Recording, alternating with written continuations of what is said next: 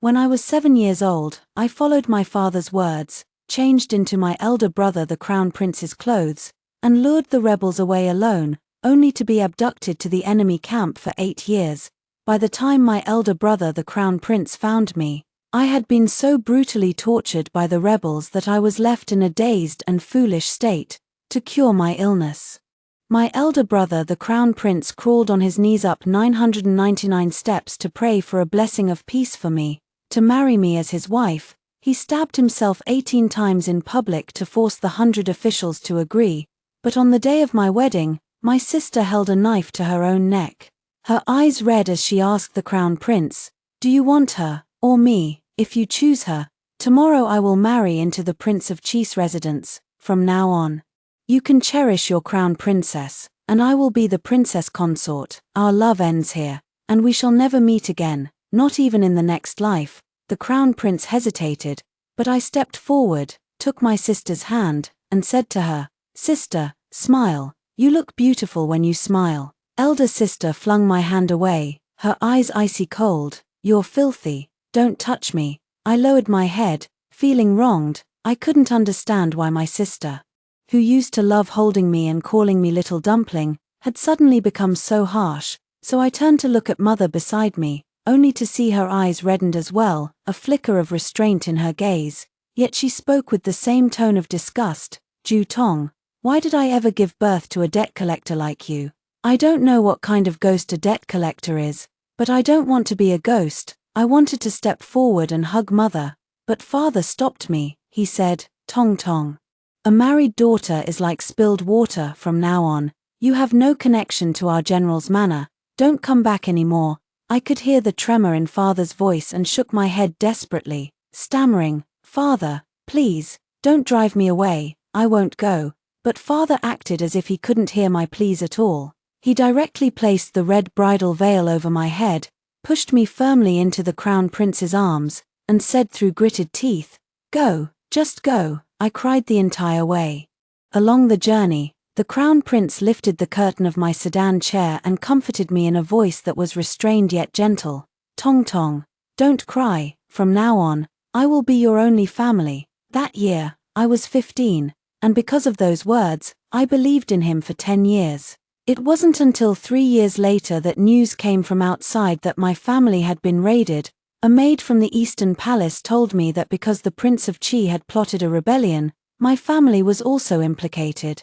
I didn't understand the meaning of rebellion or implication, but I knew that my father and mother had been thrown into a pitch-dark prison, and my sister had suffered a miscarriage due to the shock, her fate unknown. I begged the Crown Prince to take me to see my father and mother, but he coldly refused. "Tong Tong, from the day you married, they publicly declared they no longer have you as a daughter. They are heartless and ungrateful.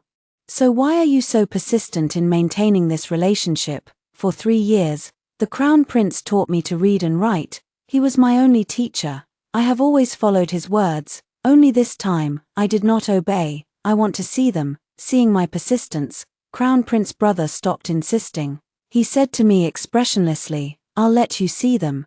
But after this meeting, you should realize that only I truly love you. They also truly deserve to die." After saying that, he had someone prepare a carriage and horses for me. The carriage was fully padded with soft cushions. My personal maid, Xiaoju, picked up a piece of my favorite peach blossom pastry from the snack box and said with envy in her eyes, "Crown Princess, the Crown Prince truly treats you well, all these years. Whenever you have nightmares, he sets aside all his official duties to stay by your side.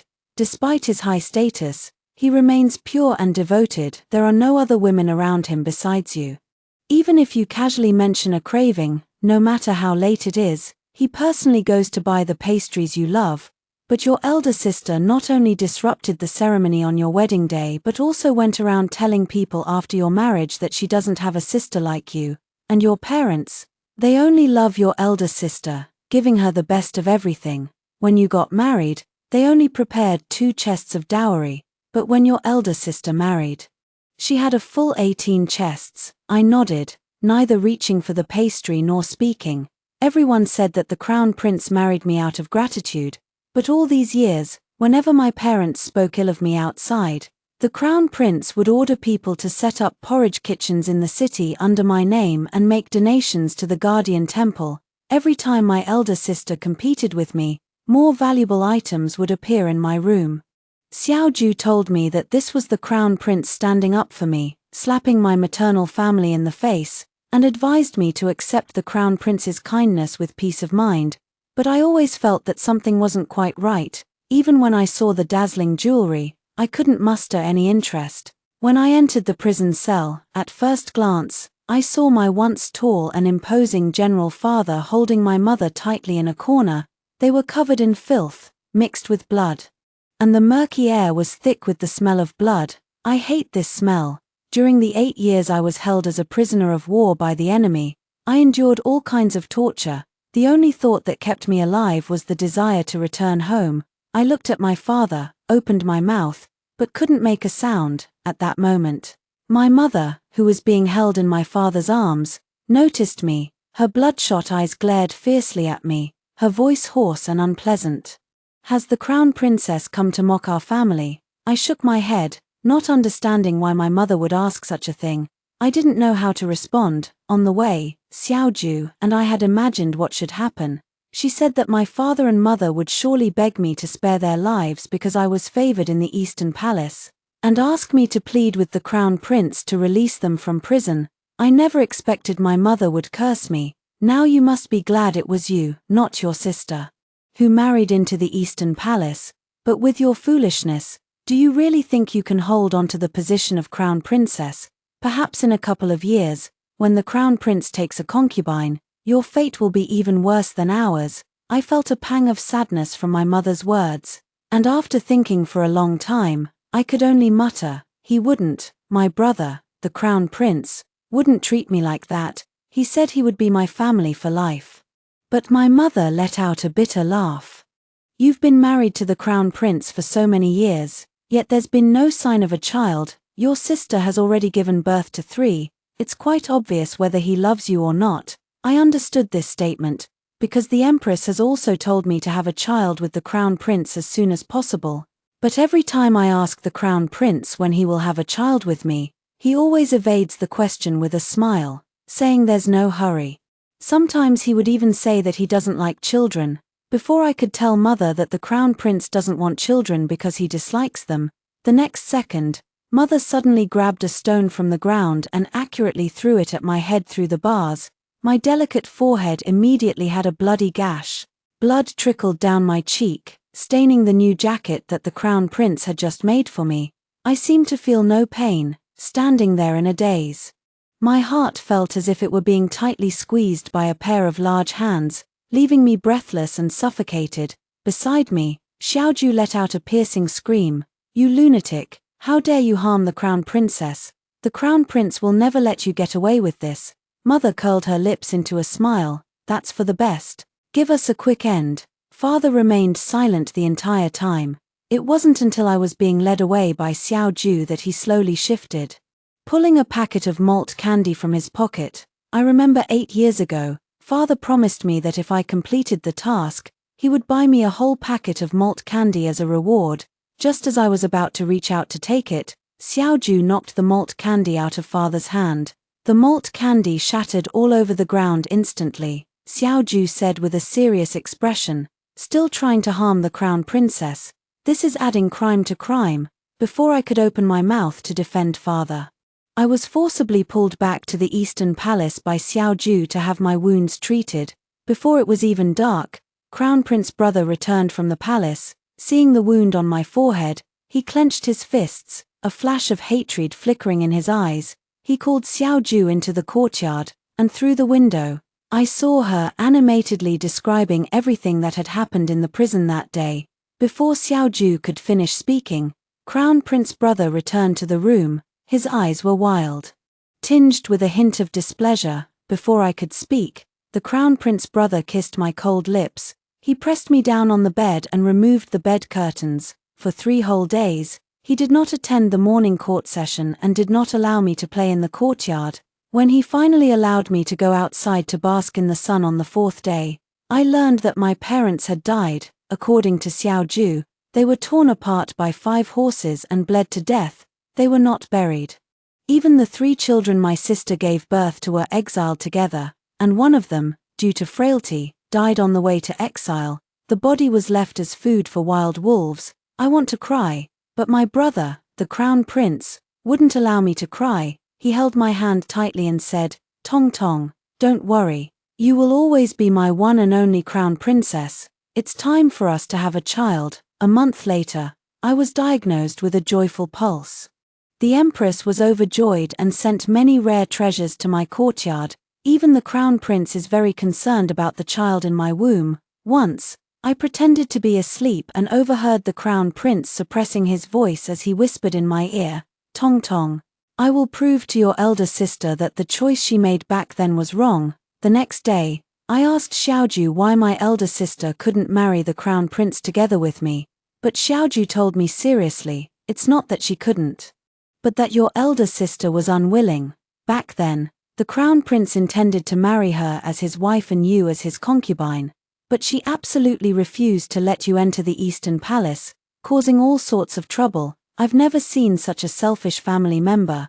Others hope for their sisters to live well and support each other, but your elder sister, for her own selfish reasons, didn't care at all about the rest of your life. Even the Empress couldn't stand it anymore and ordered the Crown Prince to stay away from your elder sister. Everyone outside sympathizes with you. I only half understood, rubbing my increasingly round belly as I frowned and retorted, "But my elder sister used to be very good to me. Whenever I wanted pastries, she would make them for me." Unexpectedly, the Crown Prince suddenly entered the room, reached out to pinch my nose, and said with an adoring gaze, "Silly girl. Whoever gives you food is good to you. What about me then?" I blinked and said, "You're good too."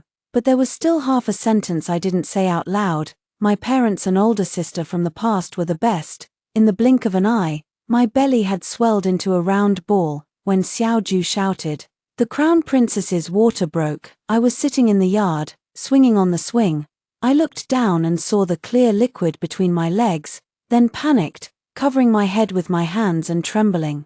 I didn't pee, don't hit me." Brother Crown Prince rushed over, saw my frightened state, and without hesitation, scooped me up and dashed back into the house. He bent down and kissed my eyes, comforting me. "Don't be afraid, Tong Tong, I'm here. But right now, the one I want to see most isn't him, it's my sister." Xiaoju said that elder sister has been missing for a whole year. Crown Prince brother sent people to search for her, but there was no news at all. They all say that elder sister is dead.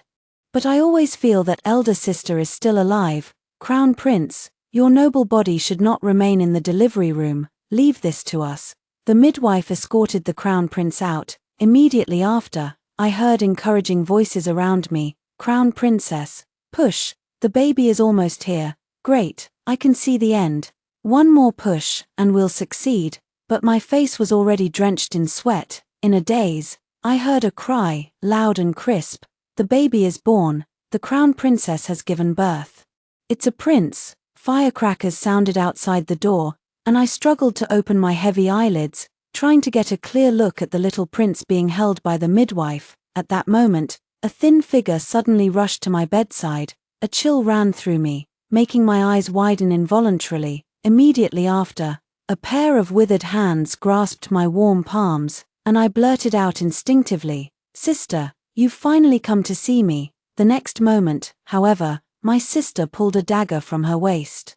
This time, she aimed the dagger at my chest. Her voice trembled. "Ju Tong, why didn't you die in the enemy camp? Why did you have to come back alive? Why did you have to steal the life that was originally mine? I hate you. You've ruined my entire life. I curse you to be schemed against and die a miserable death in your later years. I curse your children to never live to grow up. I curse you and the Crown Prince to ultimately grow apart." My sister's words were filled with bitterness and rage, but I could see the turbulent emotions surging in her eyes. When everyone thought the dagger in her hand was about to pierce my chest and I would die, my elder brother, the Crown Prince, rushed in. He snatched the dagger from my sister's hand with his bare hands. Blood dripped onto my face, but he had no time to care, and with one kick, he sent my sister tumbling to the ground. I have never seen the Crown Prince brother so furious. He glared at my sister with hatred, his voice filled with uncontrollable anger. Jiangyang, do you even have a heart? It was you who ruined your own position as the crown princess. And now you blame Tong Tong for taking the life that was originally yours. Someone as greedy and insatiable as you is utterly unworthy of joining our royal family. How dare you even curse my newborn child? Rest assured, Tong Tong and my child will not die young. He is my legitimate eldest son, and when I ascend the throne, he will be my crown prince. No one can ever shake his position. With such a status to protect him, he is destined to live a long and prosperous life. Your curse is destined to fail, in this lifetime. Even if I have wronged the heavens and the earth, I will never have wronged Tong Tong. After saying this, the crown prince closed his eyes, drew the sword at his waist, and thrust it straight into my elder sister's chest. The moment my elder sister fell, I actually saw a faint smile on her face. It was just like when I was a child, sitting under the pear blossom tree as my elder sister wrapped my favorite glutinous rice balls for me, and she looked at me with a helpless yet indulgent expression when she caught me sneaking a bite. I told Xiaoju about this, but she shook her head and said fiercely, "Crown Princess, your elder sister is a wicked woman who deserves to die 1,000 deaths. In order to poison you and the young prince, she deliberately disfigured her own face and hid in the East Palace's backyard, working as a waste collector for half a year. Knowing that you were in labor, she took advantage of the chaos to sneak into your courtyard, intending to harm you and the young prince. If the crown prince hadn't arrived in time, you and the young prince would surely have been killed by her. She even cursed you and the young prince to die a miserable death. Someone as malicious as her deserves to be condemned to the 18th level of hell." I held the child in a daze, but in my heart, I thought, my sister should not be condemned to the 18th level of hell. Ever since giving birth, my originally smooth belly suddenly became covered with many terrifying venomous snakes. I was so frightened that I couldn't stop crying. Although my brother the crown prince brought the female physician to examine me, he also had the imperial kitchen send many delicious treats to comfort me, saying, "Tong Tong, don't be afraid, this is not a snake, it's a reward for your bravery in giving birth to our child." Although he claimed it was a reward, I still caught a faint trace of disdain flickering in my brother the crown prince's eyes. From that day on, my brother the crown prince visited me much less frequently. He said he was busy with official duties, but as I leaned by the window, I overheard the maid sweeping the courtyard saying that the crown prince had taken on a pleasing female apprentice by his side. She is the legitimate second daughter of the junior tutor's family. She is 15 this year, the same age as when I first married into the Eastern Palace. I have never met the legendary female disciple of the crown prince. I never suspected that the crown prince had any questionable relationship with her, until my child fell ill. After all the imperial physicians in the palace had examined him, they were at a loss and shook their heads, advising me to prepare for the worst. Even the empress herself came to the Eastern Palace to console me, telling me to take it easy and that I would have more children in the future. I couldn't understand their roundabout words, but I could understand the maids whispering privately. The young prince is on the verge of death, and the crown prince is still at the minister's residence celebrating Miss Yun's birthday. Death. Will my child die? I don't like that word, because every time I hear that word, a loved one leaves me. My father and mother died, my sister is dead, I don't want my child to die too. So I asked Xiaoju to find brother the crown prince and tell him to come back and save our child, but Xiaoju rushed out of the mansion and returned in a sorry state. 2 winding whip marks appeared on her back, and she wiped the blood from the corner of her mouth to comfort me. "Crown princess, the young prince is blessed and will surely survive this calamity. Don't worry, once the crown prince finishes his tasks, he will surely come back to accompany you."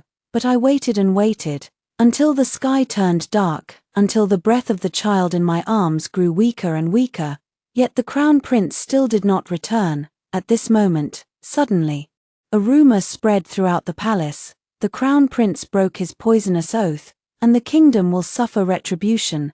Panic immediately spread among the people. Even the director of the Imperial Observatory said, "Your servant observed the celestial phenomena at night and saw a star beside the purple forbidden enclosure dim and without light. accompanied by a comet's tail. This is an ominous sign for the Eastern Palace, indicating that the star of a noble person is being tarnished.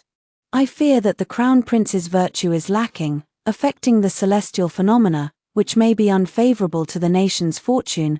I implore your Majesty to investigate this matter as soon as possible to calm the hearts of the people. Not long after, my elder brother, the Crown Prince, actually took the initiative to run out from the Xiaofu's residence. He paid no attention to his appearance, with disheveled hair and red-rimmed eyes, kneeling before my bed. In this lifetime, I have seen the Crown Prince's eyes redden 3 times in total. The first was on my wedding day, when my elder sister threatened him to choose between her and me. The second was when my elder sister passed away, as he drove the sword at his waist into her chest. The third is now, as he holds our child, desperately begging my elder sister not to take our child's life. Surprisingly, since my brother the Crown Prince came back and stayed with me for 3 days, my child's illness has actually improved. Even the imperial physicians exclaimed that this was a miracle. The Imperial Astronomical Bureau also repeatedly submitted memorials stating that the celestial phenomena had returned to normal, and the nation was prosperous and the people were at peace. From then on, the Crown Prince never went to see the daughter of the junior mentor again. Later, I heard from Xiaoju that the Crown Prince went to beg the Empress to marry the legitimate daughter of the junior mentor's family to a remote fiefdom. Spring passed and autumn came. Another year went by. When my child called out mother for the first time, I was overjoyed, holding the child's chubby little hand. I repeatedly asked him to call me mommy one more time. Because of this, the Crown Prince was displeased. He picked up the chubby little boy, patted his bottom, and complained, "You little rascal, you only know how to call for mommy, why don't you call for daddy?" Perhaps because he found our newly talking child so fascinating, the Crown Prince surprisingly stayed in my room for 7 consecutive days. Every night, he would say to me, "Tong Tong, let's have a daughter. If she takes after you, she would be so adorable." The following month, I indeed had the signs of pregnancy. This time, it truly was a daughter. I was overjoyed, and the Crown Prince was equally delighted. The entire palace and the common people held continuous feasts for 7 days in celebration.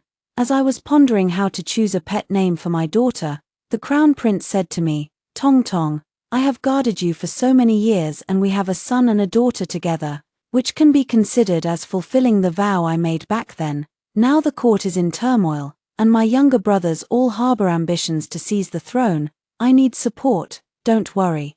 Even if I bring someone into the Eastern Palace, I will not neglect you because of it.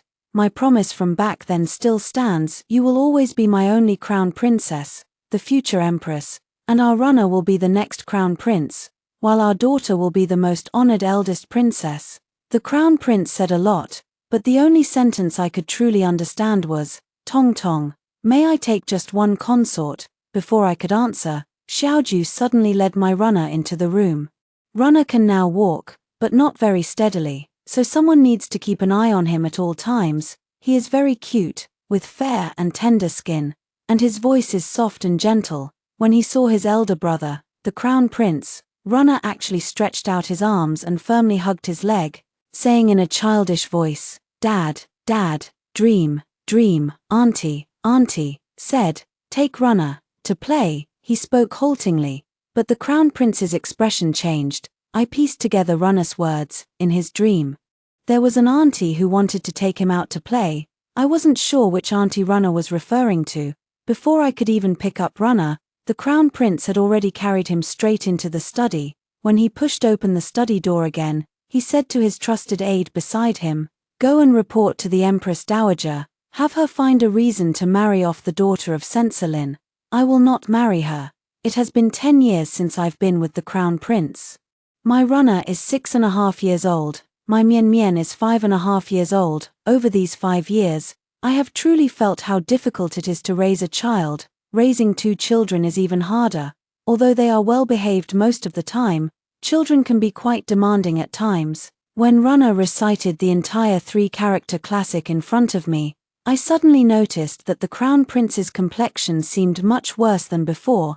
Sometimes when I wake up in the middle of the night, I hear him lying by the bed coughing quietly, and once he even coughed up blood, but when the imperial physicians were summoned, they couldn't find the cause. Perhaps he was truly overwhelmed, so the crown prince transferred many of the maids serving him away from the Eastern Palace. He also spent more time with me and our 2 children than before, so I took the opportunity to leave the children with him and retreat to my room to experiment with making some snacks. Since my 25th birthday, I have matured a lot. At least I don't get teary-eyed so easily anymore, but I never expected that my elder brother, the crown prince, would bring a common fisherwoman back to the Eastern Palace after an inspection tour. This time, it was as if he was bewitched. He refused to listen to anyone's advice and insisted on taking the fisherwoman as his concubine, even as rumors spread throughout the palace, once again bringing up the curse from my sister's past.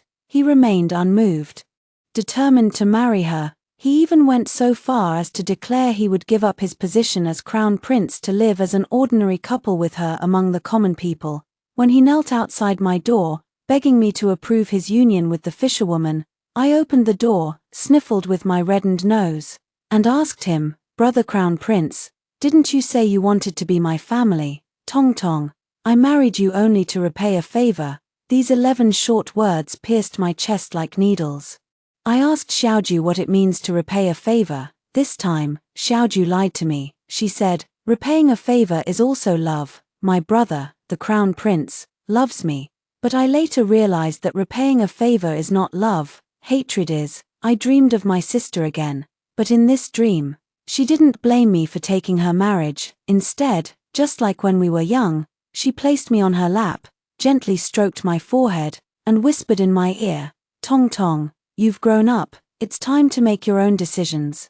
Big sister can't help you anymore." After waking from the dream, I heard that the crown prince, in order to rescue the fisherwoman who had been imprisoned, forced his way into the jail and was stabbed 18 times by the imperial guards. Now, he is in critical condition. All the imperial physicians in the palace worked through the night to save him, barely managing to keep him alive. However, he lost his ability to have children. He would only ever have Runner and Mian Mian as his 2 children in this lifetime. The crown prince, his voice hoarse, told me, "Tong Tong, your sister's curse has haunted me my entire life. Now, I just want to live for myself for once. Is that really too much to ask?" I smiled and wiped the tears from the corner of his eye with my hand, telling him with a laugh, "Brother Crown Prince, thank you for taking care of me for so long. Now it's my turn to take care of you. Do whatever you want." Upon receiving my response, Brother Crown Prince was surprisingly overjoyed. Later, with my persuasion, the Emperor and Empress agreed to let Brother Crown Prince marry the fisherwoman. However, due to the widespread rumors from back then, no one truly respected that fisherwoman. After all, they all know that my runner is the future crown prince, the future emperor. Anyone who dares to harm my runner is going against the fate of the nation. The fisherwoman, whom the crown prince once regarded as his true love, also revealed her greedy nature after entering the imperial harem. She wants to compete with me, to snatch things from me. She wants to climb to my position, but no matter how hard she tried, she couldn't restore the crown prince's body to health. And she couldn't bear children. She even went so far as to seek out many folk remedies from outside in an attempt to restore the crown prince's ability to have children. When Xiaoju told me that the fisherwoman had bought many aphrodisiacs from outside, which could easily harm a man's health, I was accompanying Runner as he exercised. Runner now has equestrian and archery lessons, so he must practice more. When I heard Xiaoju complaining to me that the fisherwoman wasn't following the East Palace rules, I quickly patted her shoulder and said, "Xiaoju, let her be." With my words, Xiaoju immediately gave the order, and the people in the East Palace no longer restrained the fisherwoman. I never expected that the folk remedies from outside would actually be somewhat effective. 6 months later, the fisherwoman actually became pregnant. The crown prince was both shocked and delighted. Thinking he had regained his fertility, in his excitement, he got drunk and favored a palace maid. When the news reached my ears, I was accompanying Mian Mian as she practiced her embroidery. The empress said that Mian Mian's embroidery skills are even better than those of the palace seamstresses. Runner has also received praise from the junior tutor on multiple occasions. Even His Majesty said that Runner has the same brilliance as the Crown Prince had in his youth. I am very happy that my children are all working so hard, but accidents always come so unexpectedly. When I learned that Runner had fallen from a horse, hit his head, and was unconscious, I cried until I fainted, perhaps because I never cried or made a fuss. Nor did I complain about anyone in front of the Crown Prince. After hearing that I had fallen seriously ill, the Crown Prince once again stayed by my bedside for 3 days and 3 nights without closing his eyes. He knew he had wronged me and did not dare to easily forget the curse my sister had once uttered. Back then, when he risked his life and the fate of the nation to marry the fisherwoman, he knew full well that he owed me a favor. I held his hand tightly, begging him to investigate the cause of Runner's fall from the horse. He only thought I was anxious out of love for my son, not noticing the calmness in my eyes. After the Crown Prince left, I had Aju heat a basin of hot water, soaked a cloth in it, and wiped my hands 5 times over. Aju didn't mention anything, just watched me, and after a long while, she finally said, "Crown Princess, you and your elder sister are becoming more and more alike." I smiled. Yes, how could we not be alike? After all, we are family. Perhaps driven by the Crown Prince's guilt. Within half a month, the cause of Runner's fall from the horse was uncovered. It was the fisherwoman who had done it, and on the day he discovered the fisherwoman. A major incident also occurred in the Eastern Palace. On her way to see me, Mian Mian accidentally witnessed the fisherwoman and the Crown Prince's personal guard engaging in shameless and indecent acts in the grass. When she was caught, the fishing girl's red belliband was still hanging from the guard's waist, truly insane. Therefore, the child in her womb was most likely not the Crown Prince's.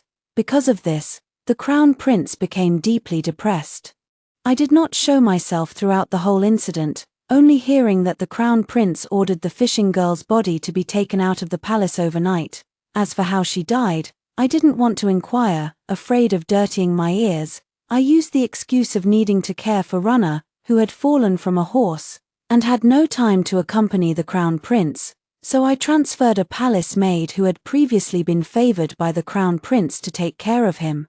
Perhaps because he had just experienced betrayal, the maid's casual words of comfort easily found their way into his heart. Upon learning this, I remained silent but repeatedly instructed the Eastern Palace kitchen to prepare more medicinal meals for the Crown Prince. When my actions reached the Empress's ears, she praised me, saying that although my mind might not be as sharp as others, my approach was generous, perhaps because of the contrast with my elder sister, who had once gone mad. No one in the entire imperial harem failed to praise me, and I, too, grew accustomed to the praise. My child, because of her cleverness and intelligence, was called Fubao. After I finished listening to Runner recite the governance strategy in its entirety, the tightly wound string in my heart finally loosened. At the same time, tragic news came from the palace. The emperor had died. When the news reached the Eastern Palace, the Crown Prince actually fell right off his fragrant couch.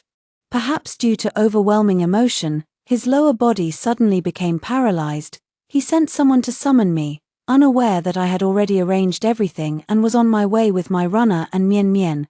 When Xiao Ju and his men carried the disheveled Crown Prince into the palace on a stretcher, everyone covered their eyes. The Crown Prince, blushing with embarrassment, pounded the ground with his fist and threatened to have Xiao Ju executed by 1,000 cuts.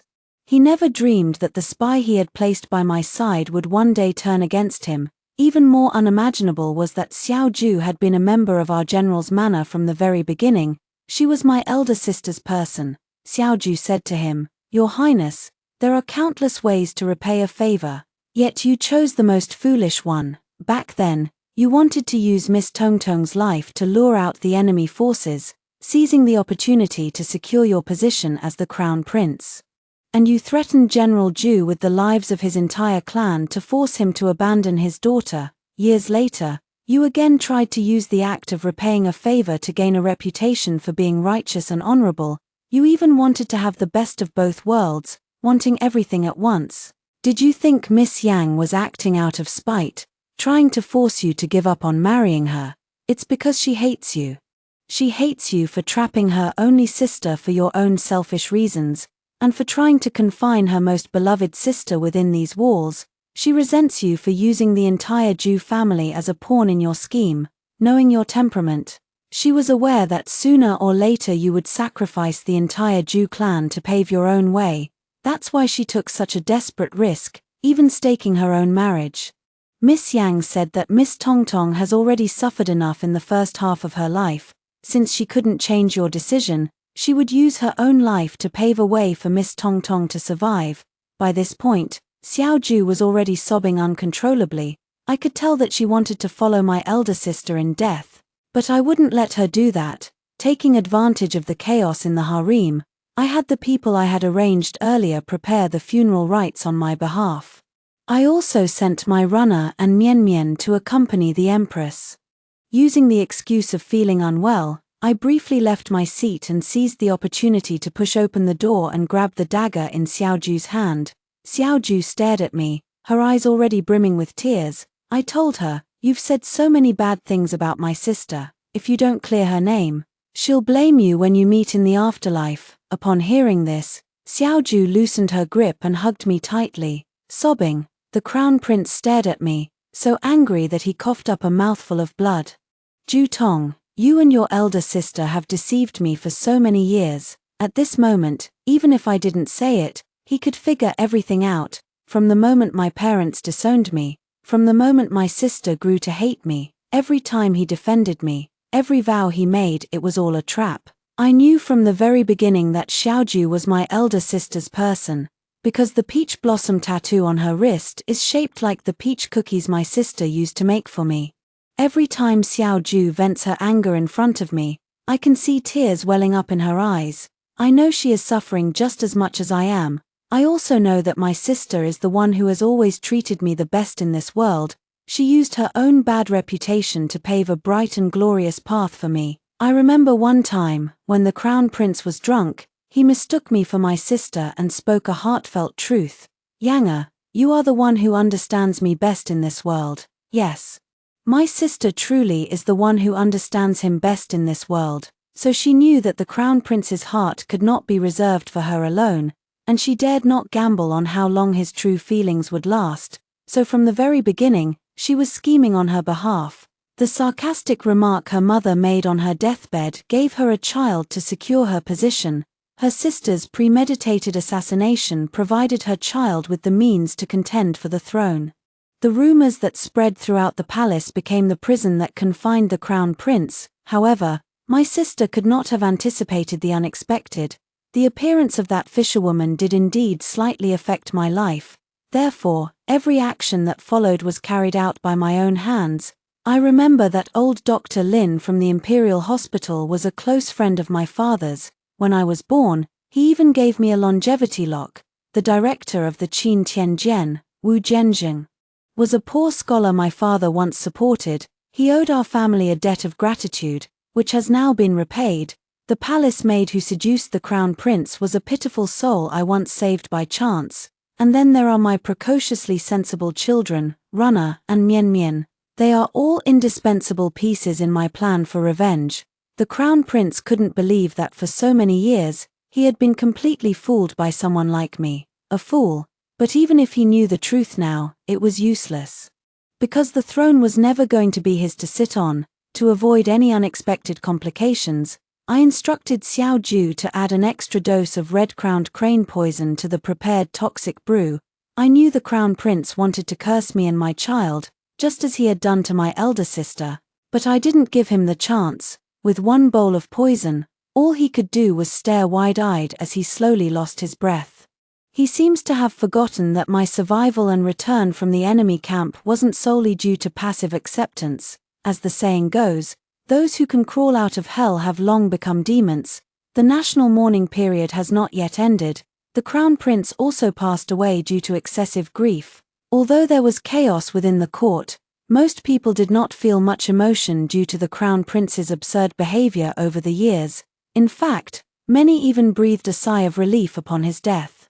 After all, no one wanted a crown prince who treated the nation's fate so lightly to ascend the throne. Moreover, the crown prince had once said, My runner is my only heir. As for the throne, whether I take it sooner or later, I will sit on it, so, taking it a little earlier wouldn't hurt. 19. On the day runner ascended the throne, I was honored as the Empress Dowager, because in previous years, the Crown Prince, in a fit of pique with my elder sister, had distributed porridge outside the city to build a good reputation for me. Everyone in the imperial court and the harem held me in special esteem. Moreover, over the years, I had been obedient and dutiful in front of the Empress, never causing any trouble, so no one in the harem could find fault with me. In fact, because of my perceived foolishness, no one even suspected that I would attempt to govern from behind the curtain, contend for power with my own son, or allow my maternal relatives to monopolize authority. The brilliant path my sister paved for me is indeed full of brightness. During my days as the youngest Empress Dowager, I began to learn from my sister and spent all day in the small kitchen. Xiaoju and I tried to recreate the pastries my sister used to make for me, relying on our memories, but no matter how hard I tried, I could never make them exactly like my sister did. Gradually, I can hardly remember my sister's face anymore. When Mian Mian turned 18, I held her hand and sent her off to be married. I also watched as Runner got married. Finally, another winter came, and I sat under the eaves, watching the heavy snow cover the fallen red plum blossom, watching the wisp of smoke rising from the small kitchen. The memory of the pastries' taste brought tears to my eyes. I called out Xiaoju's name, only to remember that she had gone to find my sister half a year ago. I counted the time and realized it had been many years since I last saw my sister. I miss her so much, so I looked at the slowly rising dawn, and closed my eyes. Sister, I've come to find you. After hearing the first story above, what are your thoughts? Feel free to share your opinions in the comments section. Next, there is another similar story. Let's continue to see. When I was 10 years old, my father took me to a banquet to dance. Prince Jing held me on his lap and gently stroked my hair. The emperor, seated in the main position, said, "She's too young. Take her back and raise her for another 2 years." After that day, my father was appointed as the great general who guards the north. Returning home, my mother tore my dress to shreds. Aang is your own flesh and blood. The next day, my mother drowned in the lotus pond, and my father suddenly began to cherish me as if I were a treasure. In the year I came of age, my childhood sweetheart wanted to marry me. I was about to agree when I saw someone in the distance. I could only smile and say I don't want to. I was clearly just one step away from happiness. On the day I came of age, the general's mansion of the northern garrison was decorated with lanterns and streamers, filled with guests. Jiyu Chongyuan stood under the tree, his eyes gentle. "Aang, I have long admired you. Will you marry me?" Surrounded by the soft laughter and admiration of the guests, this was a dream I had countless times, happiness within reach. I was ready to embrace the future I had always hoped for. Yet, out of the corner of my eye, I caught a glimpse of a familiar figure. The fear from that night 5 years ago came rushing back. "Ah Ying." Jiyu Chongyuan called out to me with concern. Instinctively reaching out to smooth my wind-tossed hair, I took a sudden step back. Avoiding him, I dug my nails deep into my palm. Using all my strength to force out a smile, "Your Highness's deep affection, I am unworthy of it. I cannot accept." The smile on Jiyu Chongyuan's face froze, the light in his eyes turning into disbelief and astonishment. The surroundings fell silent, all eyes focused on me, filled with scrutiny and confusion. Happiness was clearly within reach, yet I had pushed it away with my own hands, just one step away. In the end, I was still one step short. My thoughts uncontrollably drifted back to 5 years ago, to that night that changed my life forever. I had just turned 10 at the time. My father, Shen Wei, served as the general of the cavalry. He attended the banquet to network with the nobility and consolidate his power. Before the banquet, my mother, while combing my hair, anxiously said to my father, "Wei Lang, Aang is still young. Is it appropriate for her to appear at such an occasion? I heard that today, His Majesty will be attending." Father was adjusting his official robe in front of the mirror. "A woman's opinion. Precisely because His Majesty is visiting, it's even more important for Aang to go out and see the world. Is my daughter, Shen Wei's daughter, not presentable?" He turned around and picked up the gorgeous feathered dance dress nearby. Come, Aang, put this on. Later at the banquet, dance for your father and the esteemed guests. I looked at the beautiful dress in confusion, feeling both happy and a little scared. Father, do I really have to dance? There are so many strangers. Father wore a rare gentle smile on his face, pinched my cheek and said, of course you must dance. My Aang dances the best. Be good. If you dance well, Father will have a pair of golden bell bracelets made for you. I was drawn in by his promise and nodded, but my mother pulled me into her embrace, her voice choked with sobs. No, I don't agree. Iron is your own flesh and blood. How could you let her go to such a place? My father pulled my mother away sharply. How dare you? How I raise my daughter is not for you to interfere with. Stay in the inner quarters and mind your own business. His eyes were icy cold, and my mother's face turned pale, her lips trembling. But in the end, she said nothing more. At the banquet, I was led into the hall, surrounded by all kinds of gazes that made me very uncomfortable. As the music began, I danced gracefully, and praises came from all around. When the dance ended and I was about to step back, Prince Jing, seated below the host, laughed heartily and beckoned to me. Little Aang, come here and let me have a look. General Shen, your daughter is truly adorable. My father smiled beside him. Your Highness flatters her. My daughter is mischievous. I walked over, and Prince Jing picked me up and placed me on his lap. He pinched my cheek and then rubbed the mole on my wrist.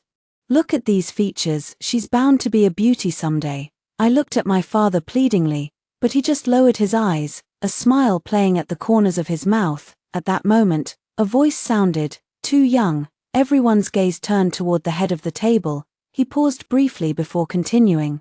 Take her back and raise her properly for another 2 years. At that moment, I clearly saw the wild joy in my father's eyes as he knelt down. Your servant kowtows in gratitude for your majesty's great favor. I will strictly follow the imperial decree and carefully educate my daughter. Your majesty. That man was the emperor. At the time, I didn't fully understand the true meaning of those words, only sensing that Prince Jing, who was holding me, stiffened for a moment before smiling and setting me down. Your majesty is right. A promising seedling must be carefully cultivated. That night, my father obtained the title of Great General who guards the north and military authority over Liaodong as he had wished. On the carriage ride back, he was brimming with pride, while I felt uneasy. As soon as the carriage came to a halt, my mother rushed out. Her face was deathly pale as she yanked me out of the carriage. She glared fiercely at my father. Shen Wei, Aang is your own flesh and blood. How could you let those people? You're trampling her like this. May you die a miserable death. The smile vanished from my father's face. Shut up. What nonsense are you spouting? As my daughter, it is only right for her to contribute to the family's future. If not for this, where would the glory of the general's manor come from? Glory, mother laughed, pulling the silver hairpin from her hair. I find it filthy glory bought at the cost of my own daughter's innocence and reputation. Shen Wei, I'm taking Iron away today. Father's face turned pale. You're insane. Stop her. The servants rushed forward all at once. In the chaos, mother was wrestled for the silver hairpin and forcibly dragged back to the rear courtyard. That night, the rear residence of the general's mansion was filled with my mother's cries and my father's roars. I hid under the quilt, trembling, not understanding what had happened. The next morning, I was awakened by the maidservants weeping. They told me that my mother had accidentally slipped and drowned in the lotus pond in the backyard. Father rushed over upon hearing the news and stood beside mother, remaining silent for a long time. Then, he looked at me, who was trembling with fear. He walked over and, for the first time, held me tightly in his arms. Ah Ying, don't be afraid. From now on, Father will treat you well. After the funeral, my father held me close. I no longer had to sit in the family school with my half-siblings, listening to the tutor drone on about tedious texts like admonitions for women and domestic instructions. Father hired a private tutor for me to study the Book of Songs, Songs of Chu, and even the strategies of the warring states. The newly arrived music teacher was teaching me a new piece when Father entered and dismissed the teacher. He picked up the Book of Songs I had placed aside, casually flipping through it. Aying, a woman's appearance is a gift from heaven. But having only a pretty face makes one a mere plaything. One must be well-read and articulate to catch the eye of a distinguished person. I looked up at him and asked, "Father, am I learning these things so that, as Mother said, I can marry into a good family in the future?" My father reached out as if to pat my head as he used to, but I instinctively flinched. His hand paused mid-air, then he patted my shoulder instead. "My daughter is now the legitimate young lady of the Zhonbei General's manor, so your marriage is naturally of great importance. How could ordinary nobles be worthy of you? Your destiny lies in a higher place." "A higher place? Where is that higher place?" "But, father, no buts," father interrupted me, Aying. "You must remember that everything you have now, fine clothes, delicious food, honor, and dignity, is what I, and you, must bear for the family. Be obedient and study well." After he left, I realized clearly for the first time that I was not studying for myself. The servants in the mansion became increasingly respectful toward me, even to the point of being cautious. The way they looked at me had changed. They no longer saw me as a carefree young lady. The only one who could give me a breath of fresh air was Jiyu Chongyuan. He was the heir to the Duke of Angua, about my age, and often visited our estate because of the friendship between our fathers.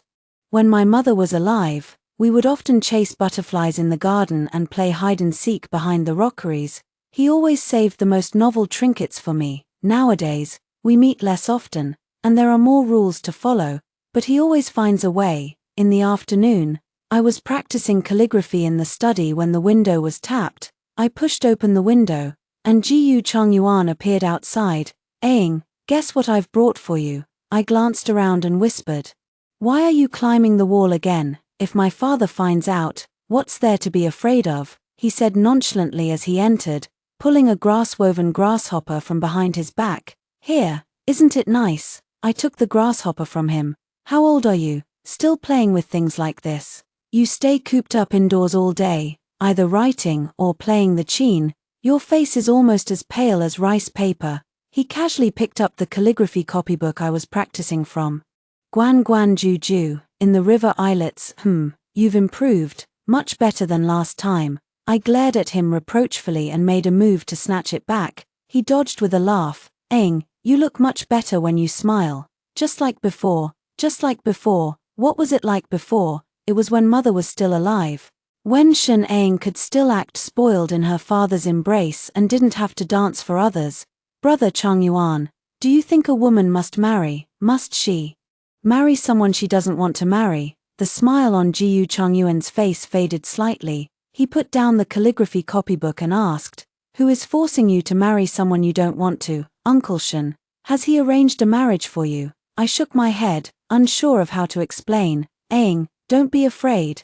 He looked at me. If you don't want to in the future, I'll beg my father. We'll go plead with His Majesty." "No, don't mention His Majesty, don't mention anyone." Jiyu Chongyuan was startled by my reaction and quickly said, all right, I won't mention it." "Aying, what's wrong with you?" I let go of his hand, forcing down the fear in my heart, and shook my head. "It's nothing. Brother Chongyuan, from now on, don't come looking for me so often. If father finds out, it won't be good. I know Uncle Shen has many rules now. But Aying, remember, no matter what happens, I will always be on your side. He will always be on my side." This sentence became the only light in my dark days. However, this light could not dispel the approaching shadows. The coming-of-age ceremony was approaching day by day, and my father's gaze toward me grew increasingly complex, tinged with anticipation. 3 days ago, he summoned me to the ancestral hall, where we stood before the memorial tablets of the Shen family's ancestors. "Aying, kneel.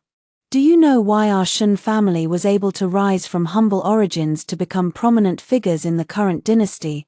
I lowered my head. "Because our ancestors fought bravely, and my father achieved outstanding military merits." "Exactly, it's military merit, it's the emperor's favor.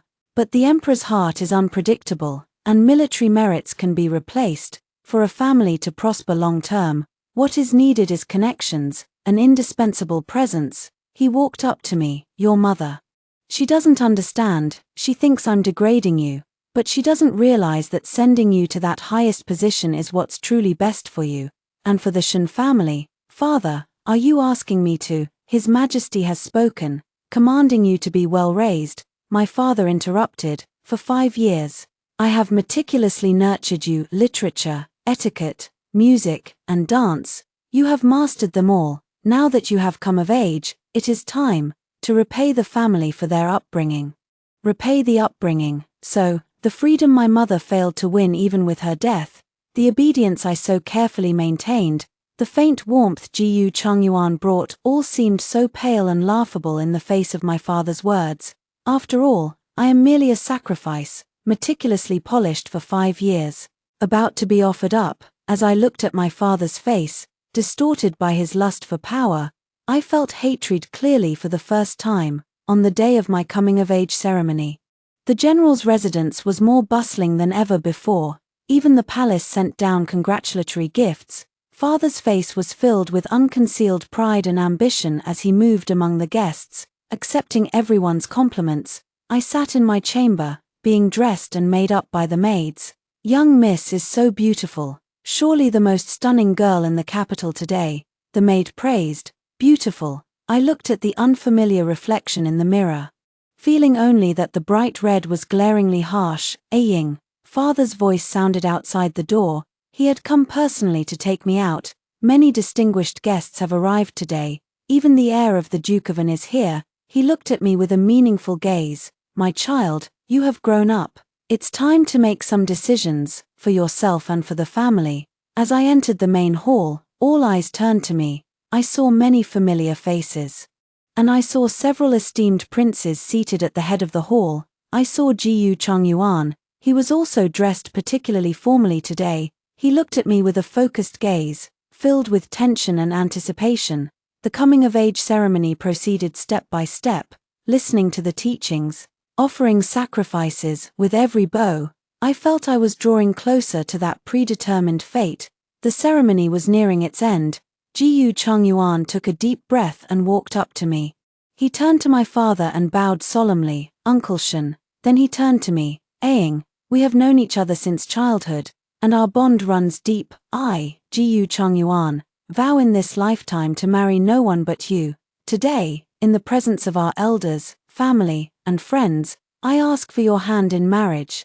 I swear upon the century-long reputation of the Anghua Duke's estate that I will cherish you as a treasure, protect you for the rest of my life, and stay by your side until our hair turns white. Ying, will you accept? All eyes are on me, waiting for my answer. I do. I look at him, thinking that by saying I do, I might break free and possess the ordinary, warm happiness he promised. At this moment, I saw a familiar figure. The emperor was dressed in casual attire, his face expressionless, his gaze calmly resting on me. There was no threat, no anger. My father stood slightly bowed, his face filled with reverence and submission. His eyes met mine, holding a cold warning. The fear from 5 years ago surged back, the nauseating smell of alcohol from Prince Jing, the emperor's comment that she was too young, and her mother's heart-wrenching sobs. Ying, Jiyu Changyuan called out softly in confusion. He saw the fear in my eyes and instinctively took a step forward, reaching out to brush aside the hair by my temple. Don't touch me. I avoided him.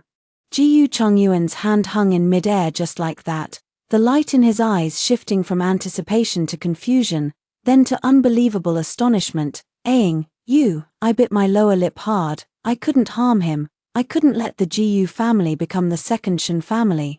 Couldn't let Jiyu Changyuan because of me. Summoning all my strength, I forced a smile. Young master, your deep affection. Ying, I am unworthy of such kindness. I do not wish to. Jiyu Changyuan stared at me blankly, saying nothing as he turned and walked away. The father stepped forward, cupping his hands toward the crowd. My daughter has been impolite, making you all laugh. She's just a child who momentarily lost her way. Please be understanding. Be understanding. Happiness was so close to me, so close that I could feel its warmth. Just one step away. In the end, it was still one step short. The farce at the coming-of-age ceremony quickly spread throughout the capital. Shen Ying, the legitimate daughter of the general of Zhenbei's residence, publicly rejected the marriage proposal from Jiyu Chongyuan, the heir of the Duke of Angua, becoming the talk of the town. Have you heard? Miss Shen has such high standards that she even turned down the heir. Perhaps it's not about high standards, but that she's aiming for a higher branch, TSK. With young Master Gu's talent and family background, it's truly a pity. I locked myself in my room, claiming to have caught a cold. My father came to see me the next day. He dismissed the attendants, leaving only the two of us, father and daughter, in the room. He offered neither comfort nor blame, simply standing by the window, gazing outside. Ah Ying, you did very well yesterday. The Jiyu family's son is not a suitable match for you. The Ngua Duke's residence may appear illustrious, but in reality, it's already an empty shell with no real power in the court. His Majesty has long been dissatisfied with these nobles.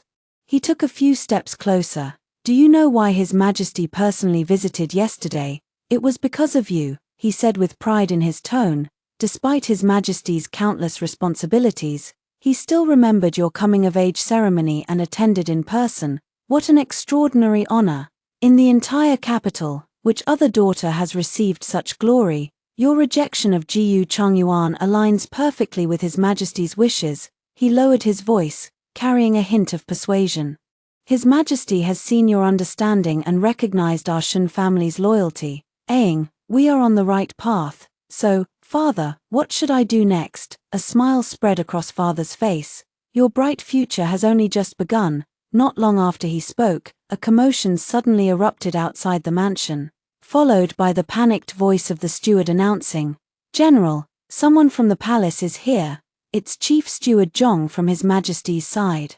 Father immediately straightened his attire and hurried out. I was also supported by the maid as I made my way to the front hall. General Shen, receive the imperial decree. Father immediately led everyone in the household to kneel on the ground.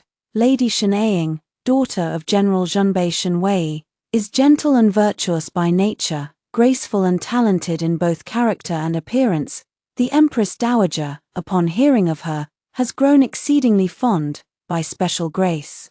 She is permitted to enter the palace this very day to attend at the Sinning Palace, so it is decreed, accompany the Empress Dowager, your servant, Shen Wei, kowtows in gratitude for the grace of His Majesty and the Empress Dowager. Long live the Emperor, 10,000 years, 10,000 times 10,000 years. Chief Steward Zhong handed the imperial edict to my father. Miss Shen, pack your things and follow me into the palace. Her Majesty the Empress Dowager is waiting.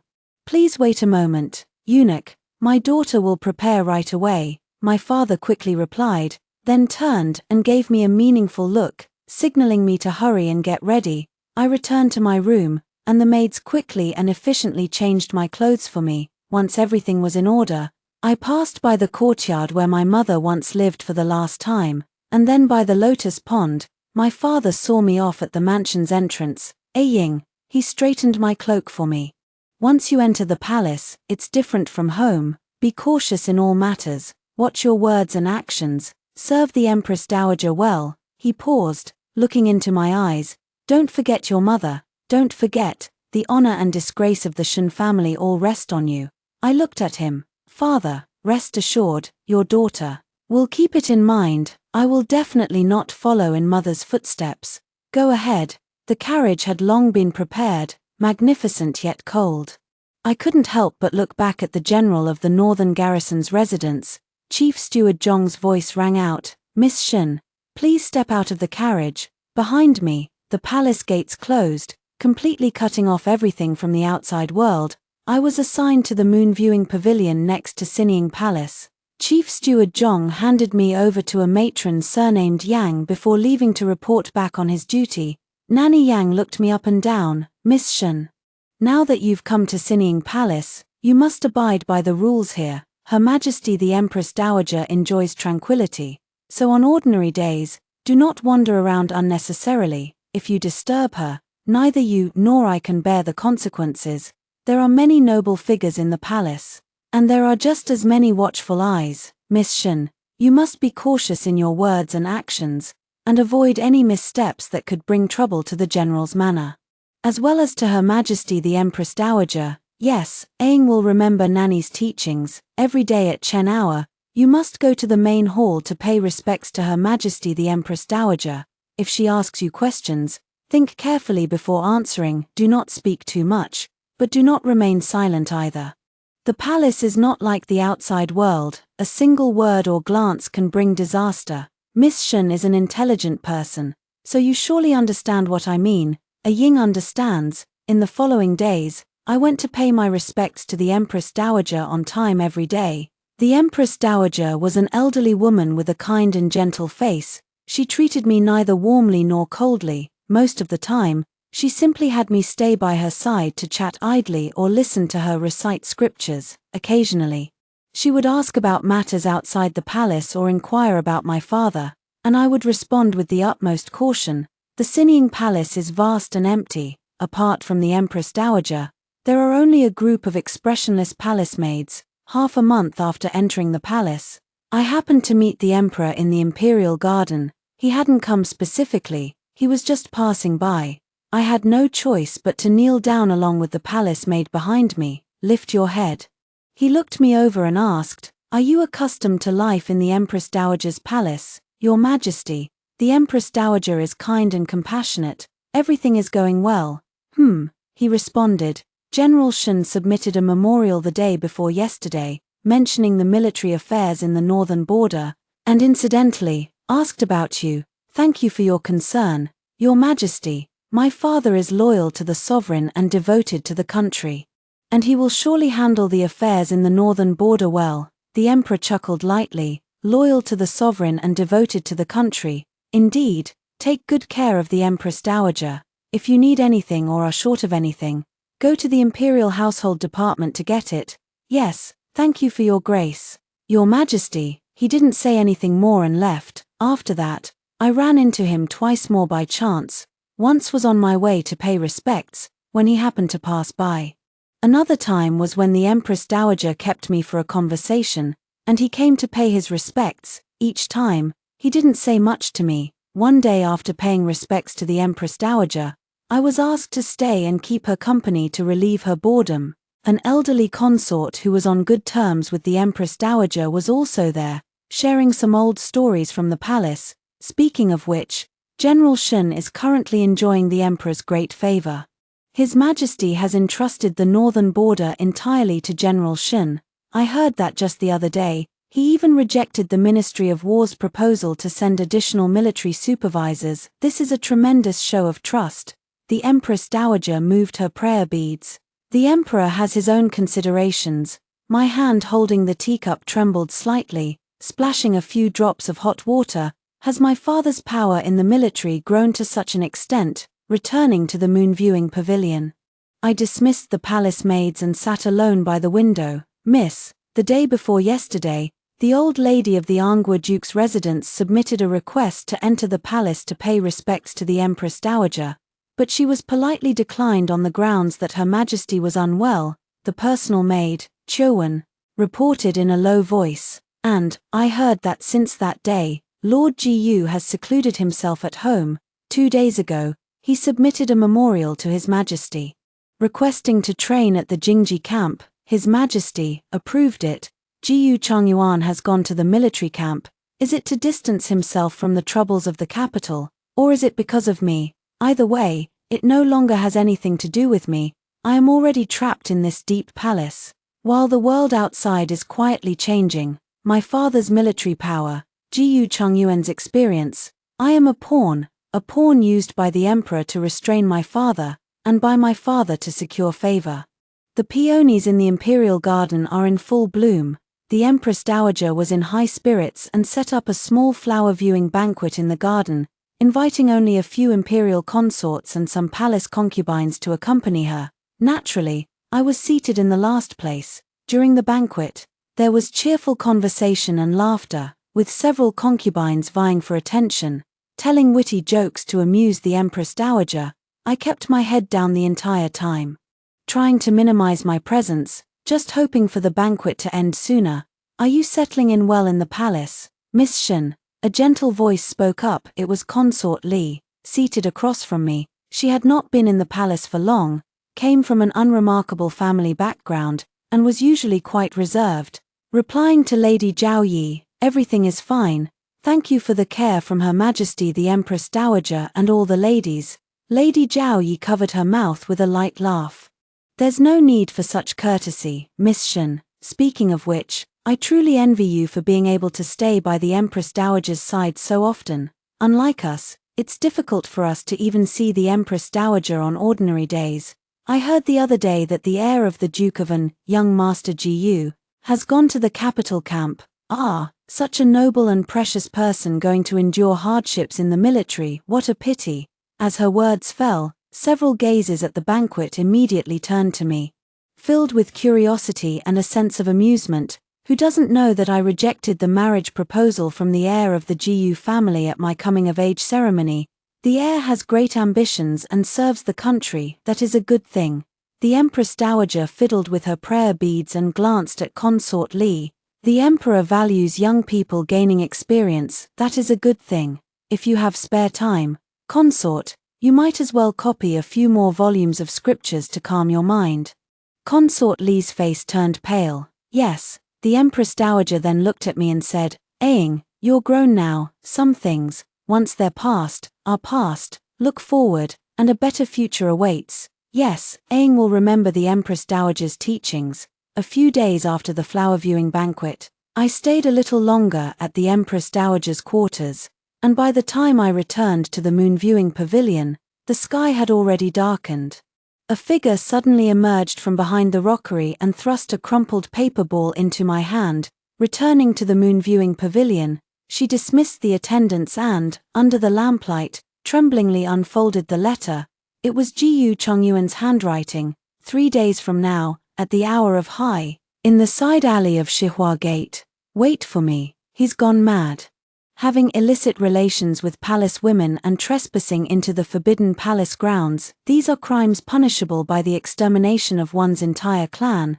How could he be so foolish? For the next 3 days, I was restless with anxiety. Shihua Gate, the guards there are relatively lax, but it's by no means foolproof. If discovered, not only would he and I be left with no place to be buried, but it would also implicate the entire Nguogong residence and the Zhunbei general's manor. But that is Jiyu Chongyuan. He is the young man who gave me the only warmth during my darkest days, the one I pushed away with my own hands, leaving him utterly broken. Is he taking such a huge risk because he has a foolproof plan? Could this truly be my chance to escape? On the 3rd day, the hour of high was approaching. To go, or not to go, the outer courtyard gate was opened. Immediately after, Nanny Yang's voice sounded outside the door. "Miss Shen, are you asleep?" Her Majesty the Empress Dowager suddenly remembered that she left a volume of Buddhist scriptures here and sent me to fetch it. The Empress Dowager never left any Buddhist scriptures here. I forced myself to calm down, put on my outer garment, and opened the door. "Please come in, madam." She walked around the room. "You look pale, miss. Are you feeling unwell? Thank you for your concern. Mother Lao, I'm just a bit tired." "In that case, rest early, miss. The wind is strong at night. Close the doors and windows properly so you don't catch a cold." She left with the others. Mother Yang's appearance completely shattered my last shred of hope. I don't know if Jiyu Chongyuan went, or if he waited there all night. The next day, all was calm. It wasn't until the afternoon that Chief Steward Zhong personally came to the moon viewing pavilion. "Miss Shen, His Majesty has issued an oral decree requesting your presence at the Qian Yuan Hall." I followed Chief Steward Zhong towards the Hall of Qian Yuan. The Hall of Qian Yuan was where the Emperor rested while handling state affairs, not a formal place for receiving officials. Inside the hall, a faint scent of ambergris lingered in the air, and the Emperor sat on a soft couch beneath the window. I knelt and paid my respects. "Your servant Shun Aang pays homage to your Majesty." He did not call me to rise, nor did he lift his head. After a long while, he set down the memorial and turned his gaze to me. "Last night, something interesting happened at the capital garrison. The heir of Duke Angua, Jiyu Chongyuan, abandoned his post without permission, secretly returned to the capital, and was loitering suspiciously outside the Shihua Gate. He was apprehended on the spot by the night patrol guards. The guards found a letter on his person. The letter was written to you. A Ying. He picked up the letter and read aloud. A Ying. Reading these words is like seeing you in person. I know life in the deep palace is not easy for you, and my heart is deeply troubled. Everything has been arranged. 3 days from now, at the hour of high, in the side alley of the West Flowery Gate, wait for me. Even if it means facing 10,000 deaths, I will take you away. Even if it means facing 10,000 deaths, I will take you away. The emperor repeated these words. What a deeply devoted and righteous Marquis Gu. He stood up and walked over to me. You tell me, trespassing into the palace, attempting to abduct a palace attendant with these multiple crimes combined, how should I deal with the Nguogong residents, and how should I deal with your loyal father? I crawled forward 2 steps on my knees, grabbing his dragon robe. Your Majesty, please show mercy. It is all my fault. I bewitched the air. It has nothing to do with the air. It has nothing to do with the Nguogong residents or my father. I beg for your Majesty's mercy. I beg you, nothing to do with it, he said coldly. He wrote it clearly in his letter, wanting to take you away, Shenaying. Tell me, did you know about it? Did you agree? What else could I say? If I say I knew, I become an accomplice, and my crime is even greater. If I say I am willing, I am admitting to betrayal and disloyalty to the emperor's authority. I closed my eyes and heavily knocked my forehead against the ground. I did not know. I, your humble subject, am utterly loyal to your Majesty and the Empress Dowager, without a trace of duplicity. The heir of the Gu family was merely momentarily confused. I beg your Majesty to spare his life in consideration of the generations of loyalty from the House of Angua. After a long silence, the emperor slowly spoke. Gu Chongyuan is stripped of his title as heir, sentenced to 100 strokes of the cane, exiled 3,000 li, and forbidden from returning to the capital for life. The Duke of Angua has failed in educating his son. He is to forfeit 3 years' salary and reflect on his mistakes behind closed doors. As for you, go back and stay quietly in the Sinning Palace. If you entertain any more improper thoughts, next time, it won't just be the title of the heir that you lose. In the end, he still did not kill Gu Chongyuan. The emperor did not restrict my movements. I still went to the Sinning Palace every day to pay my respects and still encountered him by chance in the imperial garden. The look in his eyes when he looked at me carried satisfaction. He thought I had yielded. He was wrong. Gu Chongyuan's future, my mother's wrongful death, my trampled life. These blood debts must be repaid by someone. I began to become docile. I became more respectful towards the Empress Dowager. Endured the occasional harassment from Nanny Yang without complaint, and even responded to the Emperor's occasional concern with a smile.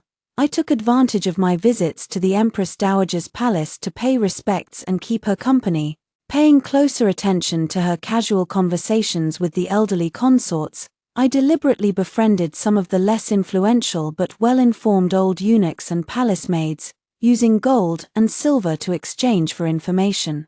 An old eunuch who had served in the palace for nearly 30 years quietly told me, Miss Shen, I vaguely heard about your mother's matter back then. It seems it wasn't an accident. Another palace maid who had once served in the emperor's presence said, before His Majesty ascended the throne, he competed with several other princes for the crown prince position. General Shun held some military power in the capital at that time, and his stance was unclear. Later, when His Majesty emerged victorious, General Shun completely pledged his allegiance. It seems that before you entered the palace, Miss Shun, His Majesty had a secret discussion with General Shun. Mother became an obstacle that had to be eliminated because she vehemently opposed my father using me as a bargaining chip and even threatened to take me away. Meanwhile, my father's position in the court grew increasingly stable, and his power became overwhelming. He meddled in the appointments of border generals, the allocation of military provisions and supplies, and even the promotions of certain officials. The letters he occasionally sent to the palace grew increasingly self-satisfied in tone, even urging me to advance further. He probably thought that since the emperor treated me so specially, he could rest easy. Foolish. Achievements that overshadow the sovereign and power that dominates the court. These are the great taboos for a minister. The emperor can elevate him, and naturally, He can also destroy him, and I, the daughter kept by the emperor within the palace walls, am both the reins to control my father and, I fear, the dagger that will be used to deliver the fatal blow to him when the time comes. News from the border arrived. My father submitted a memorial requesting reinforcements and increased provisions. His tone even somewhat forceful. There were murmurs of dissent in the court, but no one dared to speak out openly. Fearing my father's power, the emperor summoned me. Come here. I stopped a few steps away from his desk. Look at this. It was my father's memorial. It contained a request for additional troops and provisions, and between the lines, there was the arrogance typical of a military man.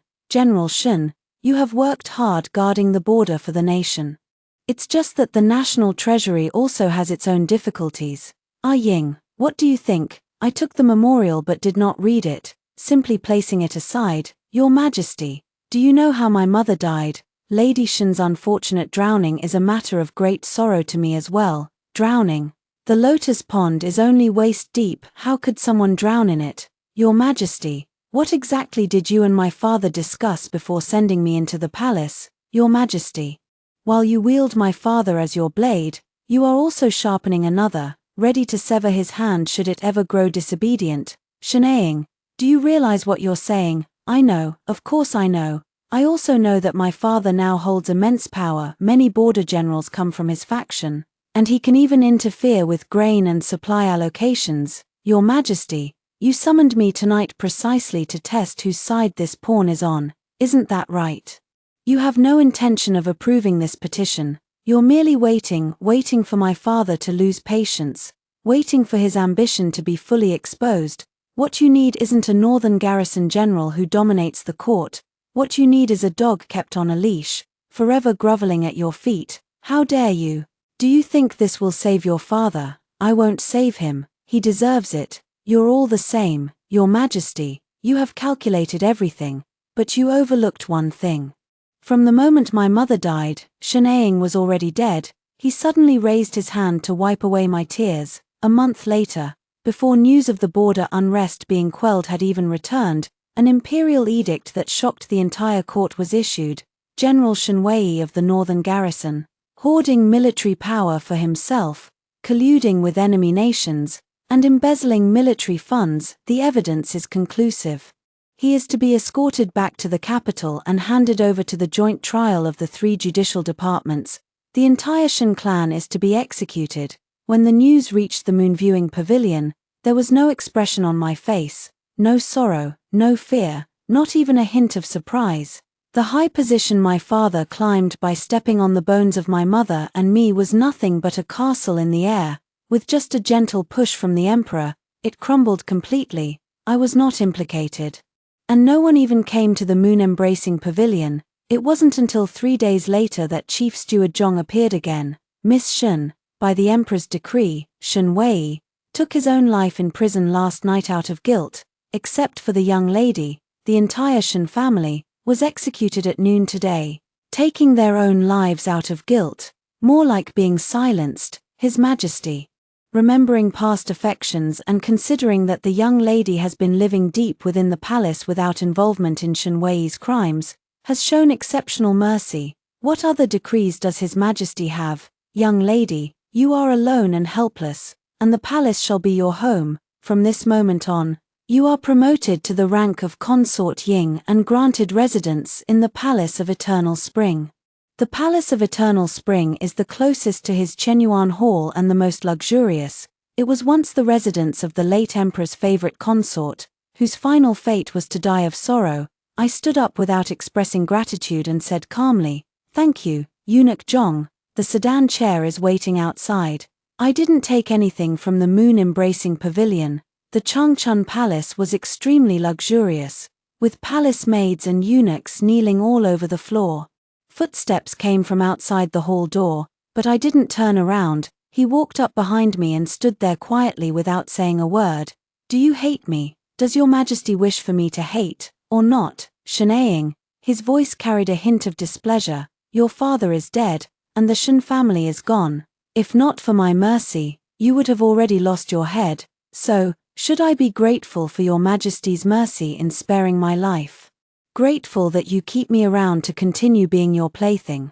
Plaything? What do you think you are? Don't forget, it was I who gave you a chance to live, it was I who allowed you to stand here. I did not struggle, merely letting him hold me, a chance to live, Your Majesty. What you have given me has never been a chance to live. He stared at me intently, his eyes surging with anger and a desire to conquer. Since you know, then stay obediently where you are, from this day forward.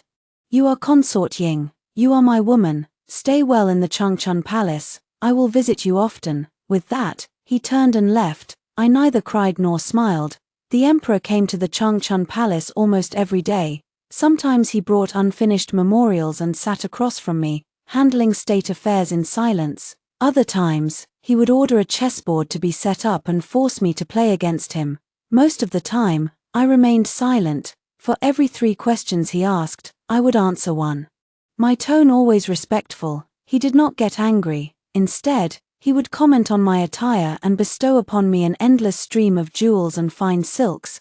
Until the first night of serving him in bed, I knelt on the ground, wearing thin sleeping garments, listening to the sound of his approaching footsteps. He was in no hurry to touch me, merely standing before me and watching for a long time. Afraid of me? I don't dare. Is it that you dare not, or that you cannot? I didn't respond. That night's process was, to me, a slow and agonizing torment. I was like a soulless shell, enduring his demands, clenching my teeth to keep from making a single sound.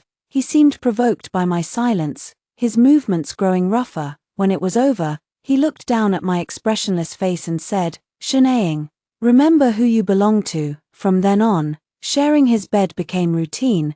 He came frequently, as if asserting his dominance, until 2 months later.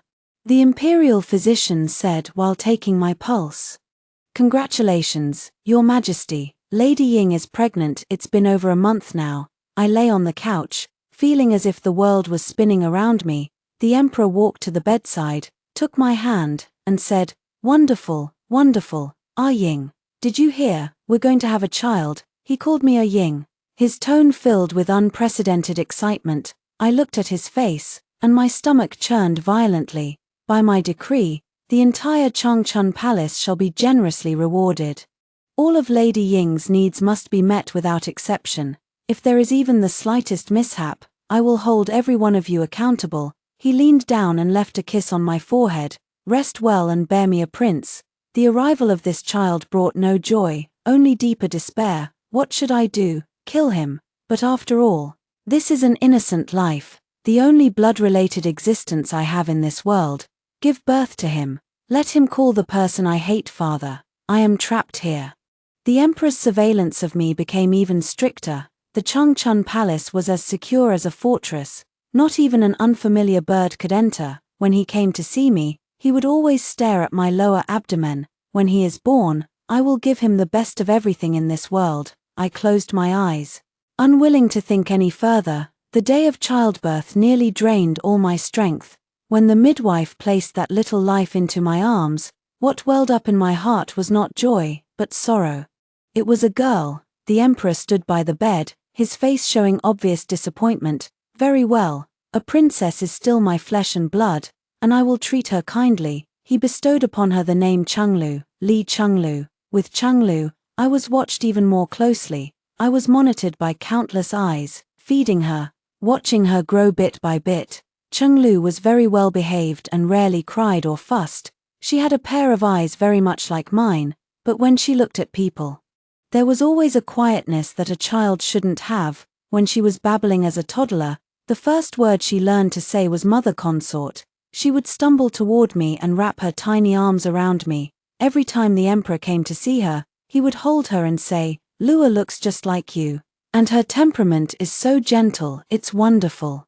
The governess he sent not only taught her etiquette but also instilled in her early on the ways of a ruler and the strategies of an emperor's mind. And I, during those days, gradually faded into the background.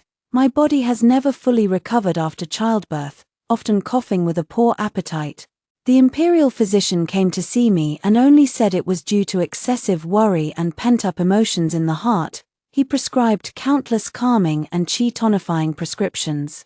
but drinking them was like dropping a stone into the sea, ineffective. My illness is not of the body, but of the heart. I watched Cheng Lu grow day by day, seeing her begin to imitate the etiquette taught by the nanny in a naive and unknowing way. Should I tell her the truth? She is still so young. Should I tell her that her father is the sworn enemy of her mother? No, I cannot. That would be too cruel. It would only make her relive my pain, but I also cannot pretend as if nothing happened. Nor can I live as consort Ying. I began sitting by the window for long periods, watching the flowers and trees in the courtyard, and would spend the whole day doing so. The emperor visited less and less frequently. He shifted more of his attention to nurturing Chenglu. Occasionally, when he did come, he would frown and ask me, "Why do you look so pale? Is the imperial physician's medicine not working?" I just shook my head, not even bothering to say something perfunctory. Sometimes he would try to touch me, and I would curl up like a frightened rabbit. 3 years later, my cough suddenly worsened. I knew the time had come. I had someone bring in Chenglu. At 5 years old, she already carried herself like a little adult, quietly watching me. Lure. She opened her big eyes wide and asked softly, "Mother consort, what's wrong? Are you cold?" I shook my head, trying hard to smile at her. 1,000 words were stuck in my chest, but in the end, they only turned into a silent sigh. I look at her, my daughter, and I hope you can live a little freer than I did. Consciousness begins to blur, and the surrounding scenes gradually fade. It feels like I'm back at the age of 10, my mother crying, my father laughing, the emperor watching coldly, Jiyu Chongyuan's smile, fading further and further away. "Ah Ying," someone whispered in my ear. With a hint of panic, the long and painful imprisonment had finally come to an end. The news of consort Ying's passing did not cause much of a stir in the palace. The emperor issued an edict, ordering her to be buried with the rights of a noble consort, posthumously honored with the title Jing. He stood in the Changchun Palace, gazing at the empty hall. He had won her person, confined her entire life, and even had a child with her, yet he had never truly made her fall in love with him. From this day forward, Princess Chenglu will move to the Fengyang Pavilion, where I will personally oversee her education. The court officials were astonished that the emperor would place such importance on a princess, yet none dared to voice their opinions. From then on, Li Chenglu's life was strictly regimented. Her teacher was a great Confucian scholar of the era. Her riding and archery instructor was a grand general from the military, and what she learned was not only poetry and literature but also historical classics, military strategies, and the art of imperial balance. The emperor would personally examine her studies, and his demands on her were far stricter than those placed on any prince. Chenglu was very intelligent and learned quickly. She inherited her mother's calm temperament as well as her father's profound cunning. She gradually understood her own uniqueness. She had asked her father about her mother, and the emperor simply said lightly, "Your mother was frail, and she preferred quiet." She stopped asking. 10 years passed in the blink of an eye. When Li Chenglu was 15 years old, the emperor, during the morning court session, overruled all objections and issued an edict. The eldest imperial daughter, Chenglu, is hereby designated as the crown princess and shall take her rightful place in the Eastern Palace. The entire court was in an uproar. Appointing a female heir was unprecedented. The emperor had long held absolute authority, and the princes were either mediocre or too young, leaving no one capable of truly challenging this decree. What's more important is that 15-year-old Li Chenglu stood in the court with a cool demeanor and calm eyes. Facing the doubts of the ministers, she responded fluently, already showing the demeanor of a crown prince. On the day of the coronation ceremony, it was extremely grand. Li Chenglu accepted the homage of the officials, as she looked at the crowd beneath her and the emperor on the dragon throne. She felt no joy, only a sense of tranquility. She walked up to the emperor and knelt in a curtsy. The emperor looked at her and said, "I entrust this empire to you. Do not disappoint me. Your son will respectfully follow your teachings, father." She would become the ruler of this land and strive to be an enlightened sovereign. The emperor passed away on a winter night, very suddenly. The day before, he was still reviewing memorials, but that night he suddenly fell critically ill, and the Imperial Medical Bureau was at a loss. He did not pass away peacefully. His eyes remained fixed on the direction of the palace gate. The crown princess, Li Chenglu, knelt before the dragon bed, holding his hand, and dismissed all the palace attendants. "Father, do you have any unfulfilled wishes?" The emperor looked at the daughter before him, whose features somewhat resembled his but whose temperament was more like her mother's. She, Ying, as expected. It was still the imperial consort. She has been deceased for many years. The emperor struggled, using his last bit of strength to grasp his daughter's hand. I know, she hates me." Li Chenglu remained silent, not denying it. "But I love her. From the time she was 10, that dance, I wanted her." His words were intermittent. "I kept her by my side, watched her, even if she hated me, at least, her eyes were on me. I gave her the title of consort, gave her a child." The emperor's voice grew weaker. "I loved her." "Love?" Li Chenglu spoke up. "Father, what exactly did you love? Was it my mother herself, or her unyielding spirit that you could never fully control? Did you love the process of conquest, or did you love her for who she was?" The emperor coughed violently, his gaze fixed intently on his daughter. "If you truly loved her, why did you turn a blind eye to her withering appearance after childbirth? If you truly loved her, why, even after her death, did you grant her only the posthumous name Jing, as if all her suffering and struggles in life were insignificant?" Li Chenglu questioned him relentlessly. "You did not love her, father. You simply could not bear the existence of people and things in this world that you could not completely control. To you, mother was a trophy, an obsession, anything but the love you claim." The emperor's pupils dilated, his mouth agape as if he wanted to retort. But no sound could escape his lips anymore. His hand, which had been gripping Li Chenglu's, fell limp. Li Chenglu quietly watched the emperor. She remembered how her mother always loved sitting by the window of Changchun Palace, gazing at the sky. How unfortunate my mother's life was, imprisoned to death by such a man in the name of love, and her father, throughout his life, used every means to obtain her person and confine her body, yet until his death, he never understood that what he believed to be love was, in fact, the deepest harm to her. Li Chenglu stood up, straightened his clothes, and his face regained its composure. He walked out of the main hall and announced that the emperor had passed away. After hearing the 2 stories above, what are your thoughts? Feel free to share your opinions in the comments section. Looking forward to hearing from you. If you liked this story, don't forget to like it, share it, and subscribe to my channel. See you next time.